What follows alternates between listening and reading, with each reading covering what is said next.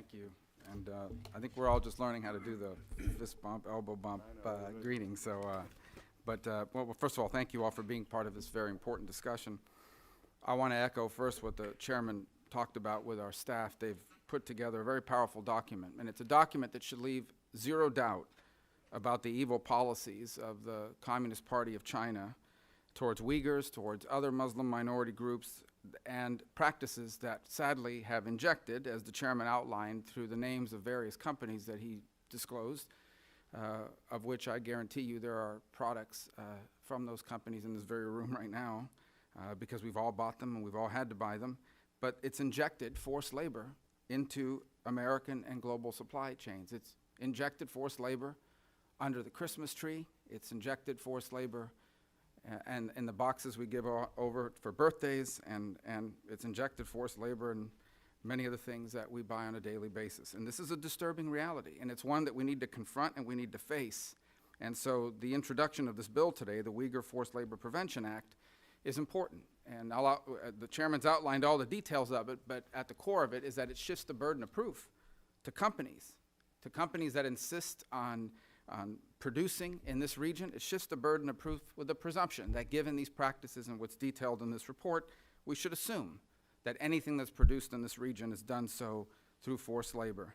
This, by the way, these practices of the Chinese Communist Party in Xinjiang is one of the world's largest human rights tragedies. It remains unimaginable, frankly, that this is happening in the year 2020, where you have hundreds of thousands of people subjected to military discipline, to so-called re-education, or what we know as political re-education and indoctrination. We have families that are being separated, children being placed in orphanages and boarding schools, the elderly forced into nursing homes, people forced to change their names and abandon their identities.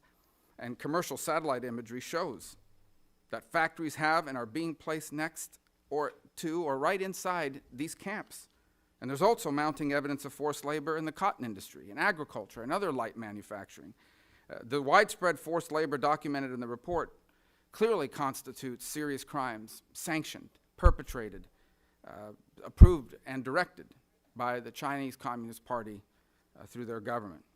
The Commission, in fact, noted in our annual report that what is taking place there probably rises to the level of a crime against humanity. We're not the only ones. As was mentioned previously, the Holocaust Museum just last week concluded that what the Chinese government is doing to Uyghurs and other Muslim minorities is a crime against humanity. Words, however, are not enough, and we must act and respond quickly to these horrific crimes being committed by the Chinese Communist Party, and this bill, I believe, does that.